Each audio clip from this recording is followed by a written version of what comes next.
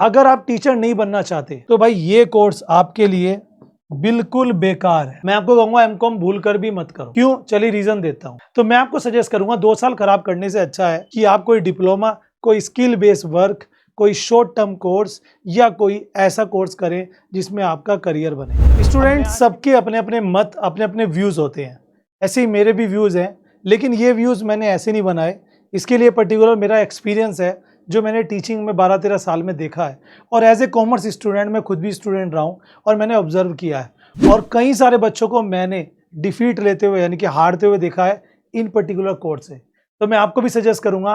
क्यों सजेस्ट करूंगा, कैसे, हर चीज़ विद रीज़न मैं आपको बताऊंगा कि बीकॉम के बाद एमकॉम और एमबीए भूलकर भी मत करें, क्योंकि इनके कॉम्पिटिटर्स आ चुके हैं, इनके ओपोनिस्ट आ चुके हैं, इनमें स्कोप अब कम रह गया है, और कुछ रीजंस है उसके पीछे जो मैं आपको डिटेल में बताने वाला हूँ।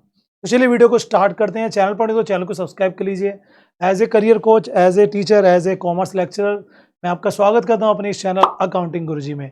यहाँ पे मैं हेल्प करता हूँ कॉमर्स स्टूडेंट्स को उनके करियर के लिए, उनके जॉब्स के लिए, उनके एग्जाम्स के लिए, और कहीं ना कहीं उनकी बेनिफिशियरी के लिए। तो यहाँ पर बहुत सारे बच्चे हमारे ऐसे हैं जो बीकॉम कर रहे हैं, एंड बीकॉम के बाद उनकी भी प्लानिंग होगी क्या करें, और मुझसे कमेंट में भी आप लोग पूछते हो, ऑप्शंस देते हो, और मैक्सिमम बच्चे क्या करते हैं, जब कुछ नहीं समझ में आता चलो एमकॉम कर लेते हैं। मैं आपको एक फैक्ट बताऊं, मैंने भी एमकॉम किया हुआ है, लेकिन मेरे एमकॉम करने का मकसद कुछ और था, क्योंकि मुझे टीचर बनना था। अगर आप टीचर बनना चाहते हो कॉमर्स के, यानी कि लेक्चरर, जिसमें आप 11वीं-12वीं वाले स्टूडेंट्स को पढ़ाओगे या मैनेजमेंट स्कूल के बच्चों को पढ़ाओगे, तो उसके लिए आपको एमकॉम करना चाहिए, क्योंकि वो आप एक मास्टर डिग्री आपकी हो जाती है, ठीक है। बट अगर आप टीचर नहीं बनना चाहते तो भाई ये कोर्स आपके लिए बिल्कुल बेकार है। मैं आपको कहूँगा एमकॉम भूल कर भी मत करो। क्यों? चलिए रीज़न देता हूँ। पहली बात, एमकॉम करने के बाद ऐसा कोई स्पेसिफिक आपको कोई नॉलेज नहीं मिलती, कोई स्पेसिफिक आपके पास कोई एक्सपर्टीज़ नहीं आती। जब आपको एक्सपर्टीज़ नहीं आती तो आपको जॉब कैसे मिलेगी? आप बीकॉम एमकॉम करने के बाद अगर कहीं जॉब पे जाओगे तो वहाँ पे आपसे ये नहीं पूछेंगे कि आपने पढ़ाई कितनी की हुई है। वहाँ से आपसे ये पूछेंगे कि आपको किस पर्टिकुलर स्किल्स में एक्सपर्टीज़ है। पिछले 3-4 साल में रिवॉल्यूशन हुआ है बहुत तगड़ा, और वो रिवॉल्यूशन ये है कि अब डिग्री इंपॉर्टेंट नहीं रही, अब स्किल्स इंपॉर्टेंट हो चुके हैं। इसलिए अगर आप एक अच्छी खासी मोटी फाइल बनाकर भी किसी इंटरव्यू में जाओगे तो वो फाइल से ज़्यादा आपके स्किल्स पर, आपके एक्सपीरियंस पर ध्यान देंगे। तो अगर आप सिंपल बीकॉम करते हो और बीकॉम के बाद आपके मन में एमकॉम आता है, तो मैं आपको सजेस्ट करूंगा 2 साल खराब करने से अच्छा है कि आप कोई डिप्लोमा, कोई स्किल बेस्ड वर्क, कोई शॉर्ट टर्म कोर्स या कोई ऐसा कोर्स करें जिसमें आपका करियर बने। अब मैं आज की वीडियो में वो सब कोर्स नहीं बताने वाला, क्योंकि वो मैं बताता रहता हूँ। आप जाओ हमारे चैनल पर विजिट करो, दुनिया भर की वीडियोस हैं, देखिए, स्पेशली फॉर कॉमर्स स्टूडेंट्स हैं जो मैं आपके लिए लेकर आता हूँ, ठीक है। सो जिनको टीचर नहीं बनना है उनके लिए मेरे हिसाब से एमकॉम बेकार है। हाँ, जिनको अकाउंटेंट बनना है उनको भी लोग गलत सलाह देते हैं कि एमकॉम कर लो, अकाउंटेंट बनना है। भाई बीकॉम करने के बाद जो अकाउंट्स के लिए सीखना होता है वो आप वहाँ सीख जाते हो। एमकॉम में कुछ खास नहीं सीखोगे, वही चीज़ का एनालिसिस होता है। अच्छा है कि बीकॉम करने के बाद आप अकाउंटेंट की प्रैक्टिस करो, टैली का कोर्स करो, एडीएफए का कोर्स करो, एडवांस डिप्लोमा करो, या फिर आप अकाउंटिंग सीखो किसी सीए या टैक्स के लॉयर के पास या किसी सीनियर अकाउंटेंट के पास रह के। ठीक है, आगे से बात समझ में? तो जो बच्चे केवल अपना पैसा ख़राब करते हैं, 2 साल ख़राब करते हैं एमकॉम में, तो वो कोई ज़्यादा बेनिफिट नहीं ले सकते।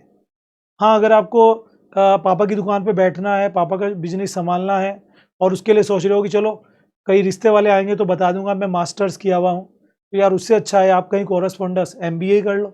कम से कम कल को जॉब तो मिल जाएगी, कम से कम अपने बिजनेस के लिए आप उसका फ़ायदा तो ले सकते हो, मैनेजमेंट तो सीख सकते हो। यस। सेकंड बात करते हैं एमबीए क्यों नहीं, एमबीए क्यों नहीं, वाई नॉट एमबीए? रीज़न है, एमबीए का एक इक्विवेलेंट कोर्स आ चुका है जिसका नाम है दोस्तों पीजीडीएम। आपको पता ही होगा पिछले 5 साल में बहुत तेजी से ग्रो हुआ है। पीजीडीएम का मतलब है post graduation diploma of management. जो ट्रेड एमबीए के हैं वही सारे ट्रेड इसके हैं, जैसे marketing, HR, finance, banking, IT और logistic, foreign marketing, foreign trade, और कितने ही बताऊं। वो सब ट्रेड जो एमबीए में आते हैं वो सब ट्रेड अब पीजीडीएम में भी आते हैं। ड्यूरेशन एमबीए की भी 2 साल है, पीजीडीएम की भी 2 साल है। But the best thing is about to PGDM that is syllabus. MBA का वही ऑर्थोडॉक्स सिलेबस है जो पिछले 30 साल से बदला नहीं है, यानी कि इसमें थ्योरेटिकल ज़्यादा है, स्किल बेस्ड वर्क कम है। PGDM में आज की डिमांड के हिसाब से स्किल बेस्ड ज़्यादा, यानी कि टेक्निकल चीज़ें PGDM में ज़्यादा है, करंट चीज़ें PGDM में ज़्यादा है। MBA में आप पढ़ोगे तो वही सिलेबस है जो हम आज से 20 साल पहले पढ़ते थे। अब सोचिए कि आप अगर आज की सिचुएशन कुछ और है, आज के सर्कमस्टांसेस कुछ और हैं और आने पहले 20 साल पहले के कुछ और थे, तो वही सिलेबस कैसे अब तक चल सकता है। और मैंने अभी कहा, आप कहीं भी इंटरव्यू के लिए जाओगे वहाँ से आपको करंट सिनेरियो पर ही आपसे बात की जाएगी। तो इसीलिए आज की डेट में लोग MBA को छोड़कर PGDM कर रहे हैं।